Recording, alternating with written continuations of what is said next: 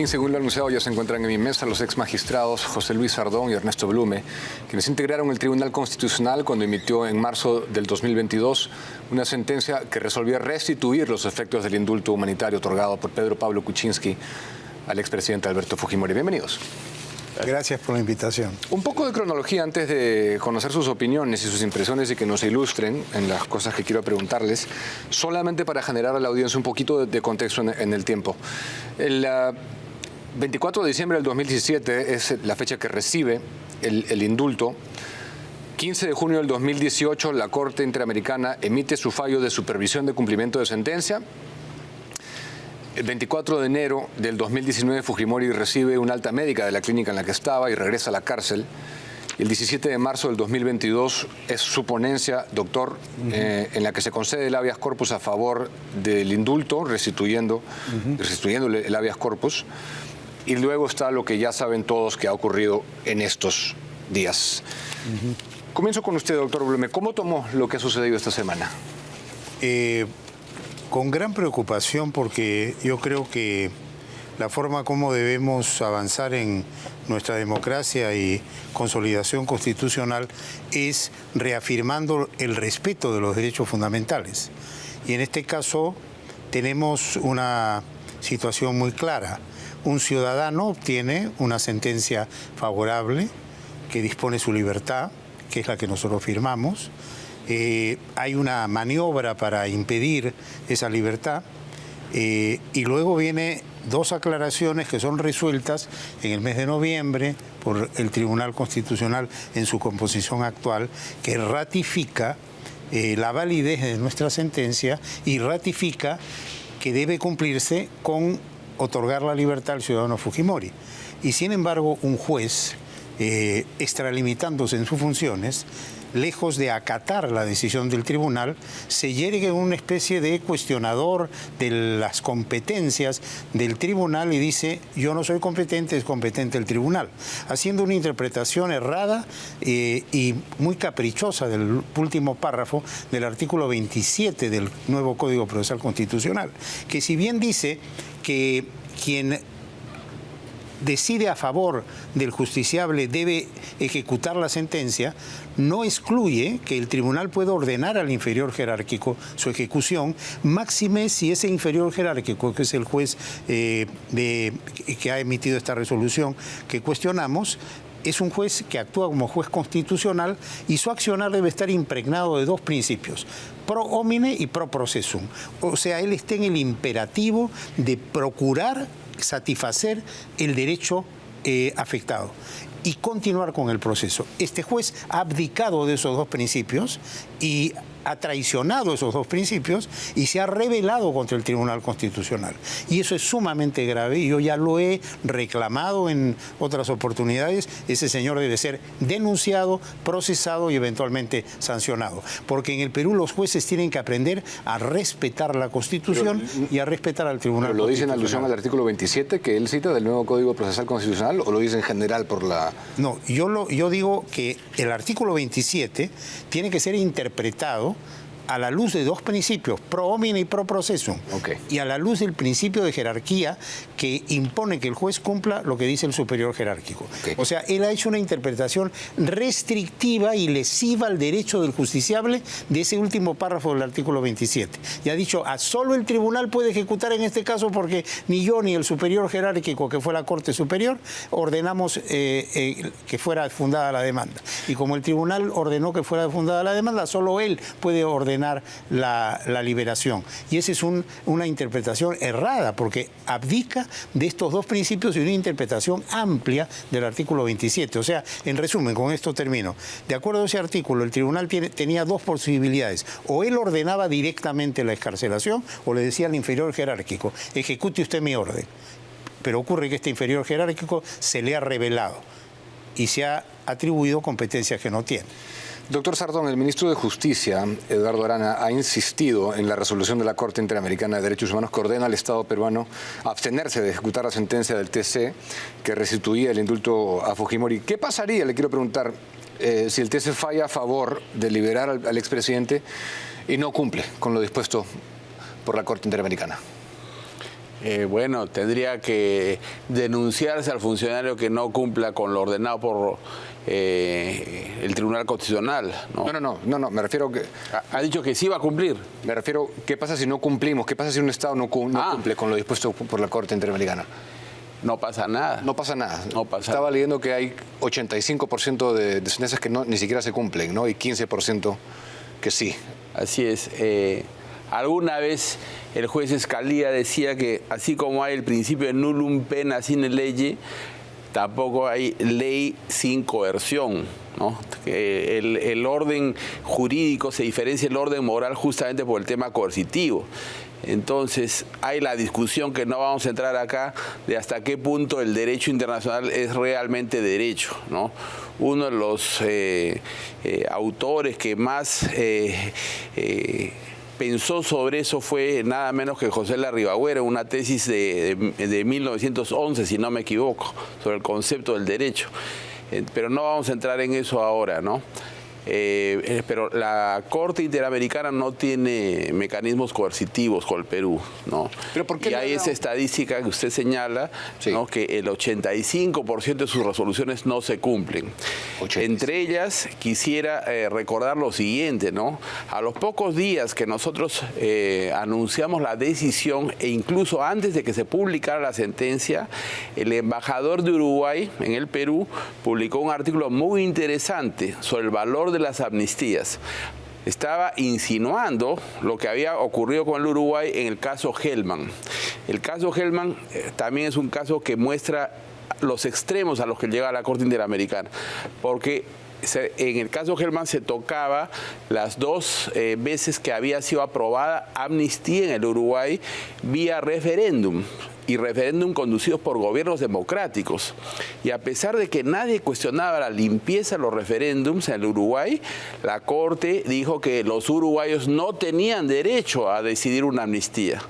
Entonces, por eso el embajador publicó ese artículo en El Comercio, ¿no? Insinuando pues que revisáramos el ejemplo del Uruguay, que dicho sea de paso es el país latinoamericano con un mayor puntaje en el Estado de Derecho.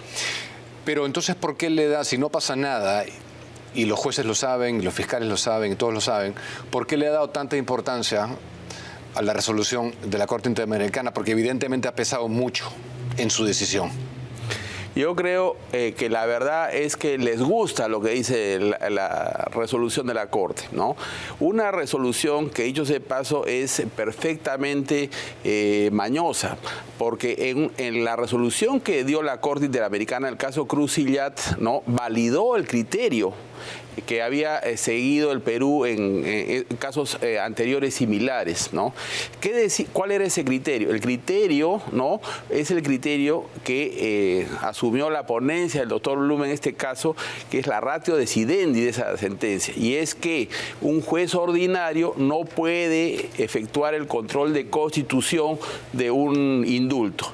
Ese criterio no era la primera vez que se usaba. Eso se usó en el caso Crucillat y fue validado por la Corte Interamericana. Y de pronto la Corte saca bajo la manga algo que parece una pequeña diferencia, pero que es una gran diferencia, porque sí validó el control de constitución a través de un juez ordinario, que era un juez penal, ¿no? Entonces, eso es lo infame del comportamiento de esta gente, que siempre saca una carta bajo la manga. Nosotros hicimos todo lo necesario para alinearnos con el criterio de la Corte Interamericana, y sin embargo ellos tenían una carta más. Hay ahí algo grave que quisiera acotar. El artículo 205 de la Constitución es clarísimo para señalar cuándo uno llega a la Corte Interamericana en un habeas corpus. Y es cuando el justiciable que reclama el derecho pierde ante el Tribunal Constitucional. Ahí recién se puede ir a la Corte. Y en este caso el Tribunal había dado la razón a Fujimori. Es decir, no había cómo ir a la Corte. Pero sacan un ardid argumental que consiste en considerar que la sentencia Barrios Altos tiene efectos infinitos en el tiempo y consideran que el indulto es una forma de evadir la sentencia. Entonces, mediante este ardid argumental, supuestamente la Corte se autohabilita para llegar a anular o afectar el indulto. Pero eso es totalmente incompatible con el criterio y la lógica que mueve al legislador constituyente peruano. Es decir, llego a la Corte Interamericana cuando agoto la jurisdicción interna, no obtengo apoyo a mi derecho y entonces ahí planteo mi reclamo ante la Corte. Pero en este caso el Perú le había amparado el derecho. Es decir, la Corte Interamericana, que debe ser protectora de derechos, habiendo amparado un derecho el Perú, lo desampara. Pero Fujimori es el que obtuvo el habeas corpus, pero los que han ido al sistema interamericano son las víctimas. Sí, pero estamos en un habeas corpus en donde el sentido del habeas corpus es discutir si ha habido afectación o no a la libertad individual de Fujimori. Ese es el tema. Entonces, el Estado peruano le dio la razón a Fujimori. No había ninguna lógica que admitiera que la instancia superior que está para garantizar a Fujimori, lo que haga es desguarnecer a Fujimori y contradecir el mandato del Tribunal Constitucional. Esta fue su sentencia, usted fue el ponente en este caso, doctor. Exacto. ¿Por qué consideró que habría que restituir cuál fue su sustento? Claro que evidentemente no podemos explayarnos en mucho detalle porque nos gana el tiempo, pero sí quisiera saber por qué consideró que había que concederle la medida. También quiero preguntarle si usted tengo entendido que no es de los que opina que nos debemos de retirar de la Corte, ¿verdad? Debemos modificar el sistema. Pregunta para ambos en realidad. Sí, esa. Pero ¿por qué consideré que la demanda era fundada? Porque Fujimori había sido beneficiado por un indulto otorgado en el marco de la Constitución peruana y en ejercicio de una gracia presidencial que tenía en ese momento el señor Kuczynski, quien le otorgó el indulto. Y por lo tanto, ese indulto era inamovible. Había configurado un derecho a readquirir su libertad. Y nos encontramos con un ciudadano que estaba mal de salud, que tenía una serie de problemas y que había sido objeto de un indulto humanitario. Entonces, un tribunal de garantía de derechos, que debe ser el guardián de la vigencia efectiva de los derechos fundamentales, no podía ser ajeno a atender ese derecho. Y restablecimos el indulto y dispusimos la inmediata libertad del ciudadano Fujimori. 17 de marzo del año 2022. Esa sentencia se debió cumplir en los días siguientes. Estamos en diciembre del 2023 y el señor Fujimori sigue preso. Ahora, fue reñido, ¿no? En honor a la verdad. Si no fuera por el voto doble de Ferrero Costa, no se hubiera es verdad. Sacado adelante. Es verdad, pero esa sentencia tiene plena validez. Desde luego que sí. No quiero dejar de preguntarles por lo que sucede hasta ahora en el Ministerio Público. Doctor Sardón, ¿cómo ha tomado los últimos acontecimientos que hemos conocido? Bueno, con preocupación, ciertamente, pero también recordando lo que ha ocurrido ya en otras situaciones parecidas, ¿no? Me atrevo a calificar de muy parecidas. El año 2016, recordaremos, ¿no?, cuando faltaba una semana para la elección de las elecciones presidenciales de segunda vuelta, ¿no? De pronto aparecieron informaciones que vinculaban a Keiko Fujimori con el narcotráfico, etcétera, etcétera. Fue un gran escándalo, ¿no? Y eso determinó que perdiera las elecciones. Eso fue una vez. Y la otra es en julio del año 2018, ¿no?, con el fiscal de la Nación, Chávarri, ¿no? Los audios los vi. Cuando uno leía la transcripción de los chats o los audios, perdón, de Chávarri con Inostroza, se referían básicamente, era una conversación entre dos miembros del Consejo Directivo de la Academia de la Magistratura, que eran ellos dos, ¿no? Y estaban discutiendo cambiar o no al director. Y hacia el final, Inostroza le pide un favor de un tema administrativo, que era acelerar la emisión de un certificado de que se habían archivado unos casos, porque estaba tramitado una visa a los Estados Unidos. Eso era todo, ¿no? Pero se exageró totalmente, se exageró a tal extremo que se removió a Chávarri, ¿no? Entonces, yo no sé si el país va a seguir en este plan. Es que eso es lo que se está diciendo, que es Chávarri, pero de lo que conocemos objetivamente. ¿Cree usted que es suficiente como para que dé un paso al costado la fiscal? Yo creo que no. Yo creo que estamos frente a un nuevo boicot de lo que yo denomino el cáncer caviar, que no se resigna a perder el poder, y han armado un tinglado, porque la fiscal Barreto es la que emitió la resolución exculpatoria de los supuestos niños, Sí, ¿no? claro. Y por otro lado, no tenía ninguna competencia para investigar a la fiscal de la Nación. Pero ¿no le parece bien que la haya removido a la fiscal Barreto? Yo creo que fue un error porque ha dado pie a esta reacción y ha dado un argumento adicional a los enemigos en la lucha por el poder interno, ¿no?